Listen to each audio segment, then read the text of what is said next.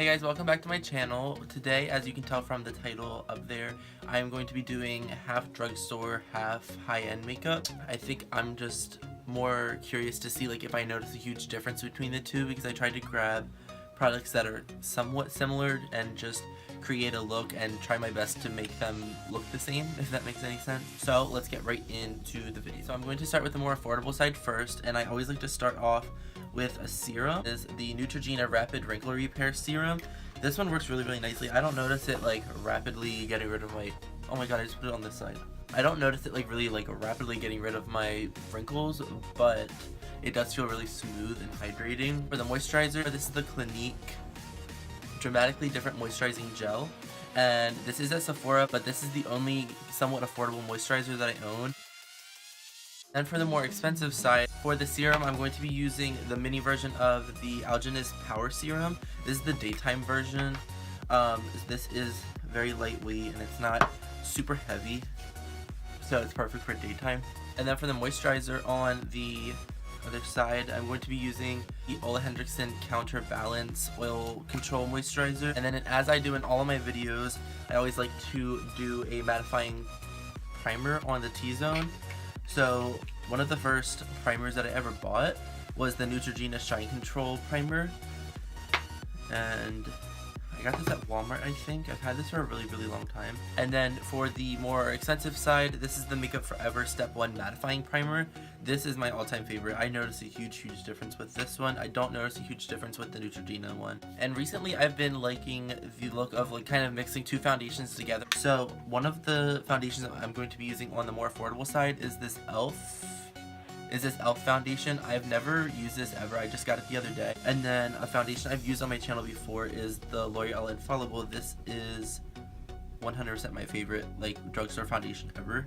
I have noticed that this little Real Technique sponge does the job for a pretty affordable price. And then for the more expensive side, I'm going to be mixing two foundations as well. I'm going to use one of my favorite higher end foundations. This is the YSL Touche Éclat foundation. This is amazing. If you have combination skin and you like somewhat of a full coverage, this is the one for you. The back of a beauty blender. And this foundation is a pretty good match for my natural skin color, but as you know, I like to go a little bit more tan than I actually am, just because that's what I like to do. So the next foundation that I'm going to mix it with is a little bit darker than this one, so it'll kind of give that medium tan look that I like. And then the foundation that I'm going to layer over top of it is the Dior Air Flash foundation in the shade 300, and I'm going to do 3 little sprays of that, and that has a little bit more of a tan color to it, so that'll warm it up a tiny bit. Alright, and let's move on to concealer. For the more affordable side, I'm going to be using the L'Oreal True Match Concealer. This was the first concealer I ever bought in my life.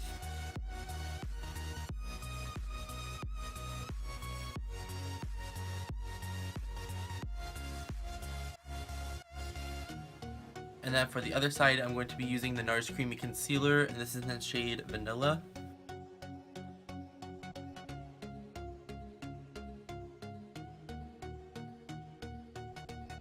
Alright, and then on the affordable side, I'm going to do a little cream contouring today.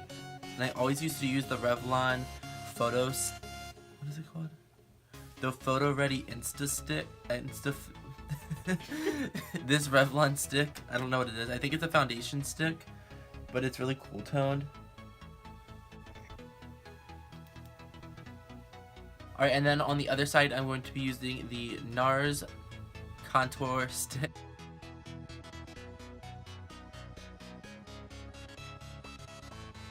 Alright, and then on the affordable side, just to add a little bit of a glow, I'm going to use the Born to Glow NYX Liquid Illuminator, and this is in the shade Gleam. And then on the expensive side, I'm going to be using a little mini version of the Becca Shimmering Skin Perfector in the shade Opal, and this is just going to go in the highlight areas to add a little bit of a glow. And I've never used this before, so let me take this off.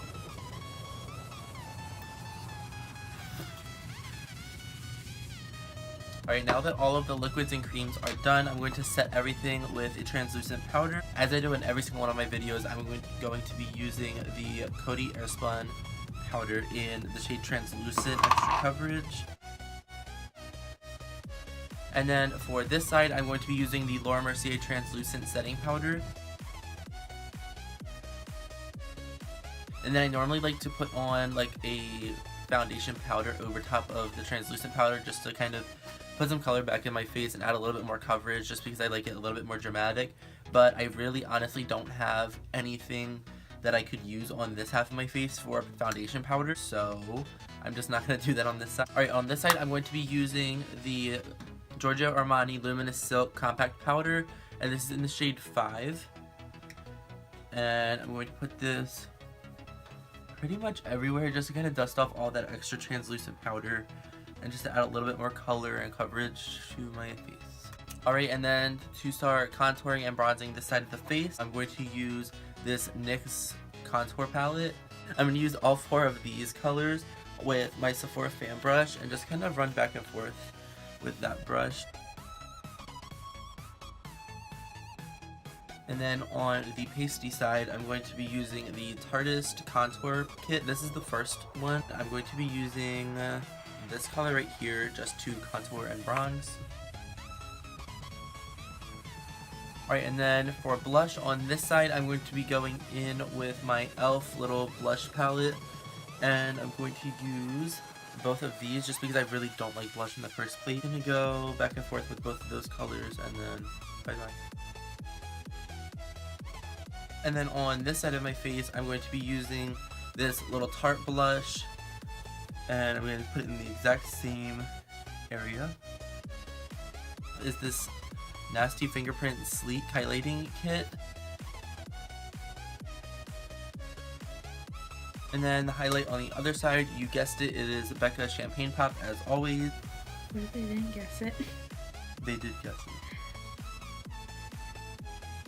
Alright, now we're going to move on to brows. This one is going to probably kill me. And this is the exact powder little eyeshadow palette that I used when I was like 15 or 16 doing my eyebrows. And this is the exact same one. And it is all broken up and ugly. But for some reason, I use this color right here for my brows. And then I always use this e.l.f. angle brush. And then for the concealer that I'm going to use to kind of carve out the bottom of it, I'm going to use that same L'Oreal concealer that I use under my eyes, just to kind of sharpen that up a little bit.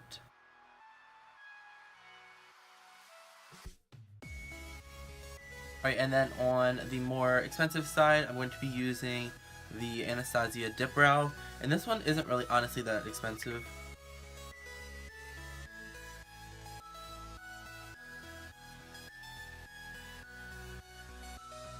And then the concealer I'm going to use under this brow is just the Anastasia concealer in number 1.0.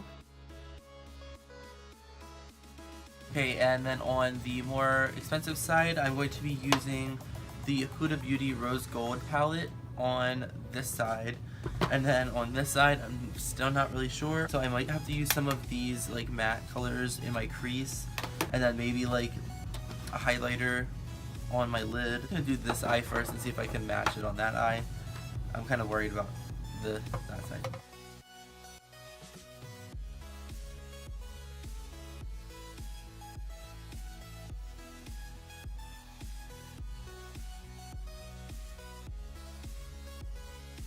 Alright, so I finished the crease on this eye. I used this neutral brown right here, these 2 pinks right here, and a little bit of this black right here.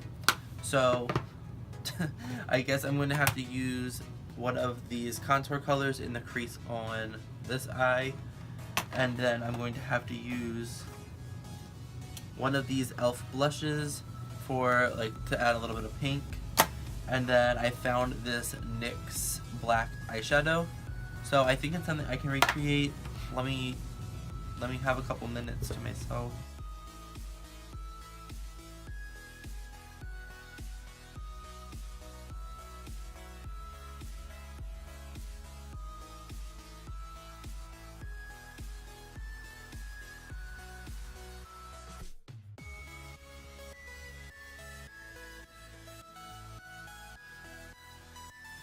Okay, so I'm done with the crease. I do not like this eye at all. It was really, really hard to blend out that black. Like, wherever I put it at first is pretty much where it stayed. This eye definitely looks a lot better just because the blendability of these shadows are a lot easier to work with, in my opinion.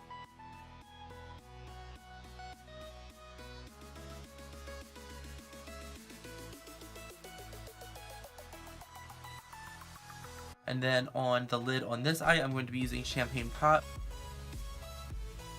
This highlighter is a little bit more golden than this one is, but it'll have to do. And I'm almost scared to like move on to the under eyes. But on this eye, I'm going to be using these contour colors again. And I'm just going to put a little bit of this under my eye. And just smoke it into the lash line.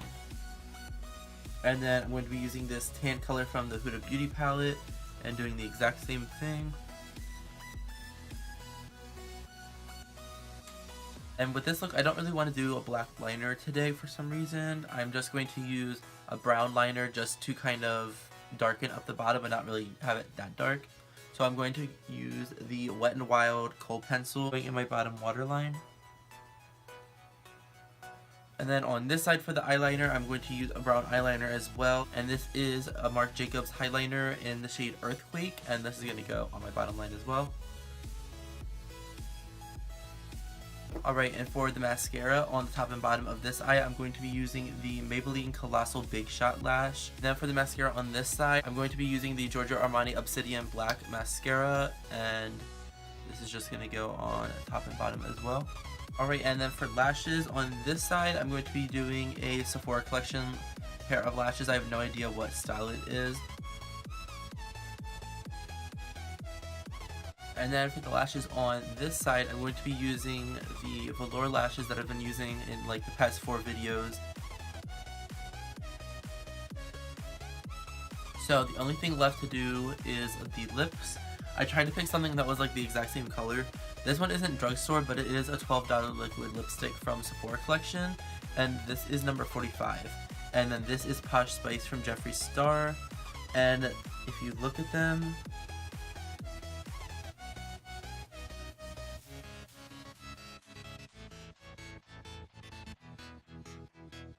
alright guys, this is the final look. Thank you so much for watching. I really hope you enjoyed watching me compare both high-end and affordable makeup. I don't see like honestly a huge difference, especially in the complexion. I don't notice a huge difference with that. The only thing I can really notice is my eyes, because this is like the lashes are definitely a lot thinner on this side, and the blending is definitely harder to work with on the affordable side. But on the higher end side, the lashes are a lot more full, a lot more luxurious, and the blending is a lot easier to work with all of the shadows. But other than that, I really don't notice a huge difference. They both feel the same. They don't feel oily. Like this side doesn't feel oily just because it's a lot more cheap. And I will put the grand total for the Drugstore side on the bottom of the screen right there. And then the horrible grand total of the luxurious side, drumroll please, will be right here on the bottom of the screen. I don't really know what the number is right now because I have to edit it into the video, but I'm pretty sure it's going to be a lot.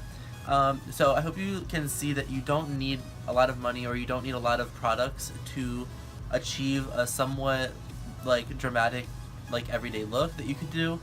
And also, if you want to know when I post videos, my Instagram is zboner_. It'll be written right here on the bottom of the screen. So if you want to give that a follow, you can always click the link in my bio for like my newest video. Again, thank you so much for watching, and I will catch you in my next video. Bye.